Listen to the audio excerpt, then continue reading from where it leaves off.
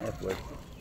Pinagsama-sama yung ano, yung resources ng bawat isa, yung talent, yung sipag, yung tiyaga, yung commitment. That is what SFGF is all about. We put together our native talent, our experience, our expertise, our know-how, and even Google kasama sa SFGF. Kasi we search for answers sa mga questions. Pati YouTube.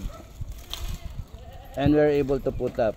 Imagine the power of people uniting, coming together na sundan nila yung gusto nilang gawin. Ito yon, private sector initiative na at least may mangyayari. So yan na yan, ang iwas mo na lang dito, 1, nakaw, 2, sakit, 3, walang makain, ang ganun ba. That's why nakita mo yung tinatanim kanina. And lahat itong mga binabakura na to, segment yan ng kainan, damo.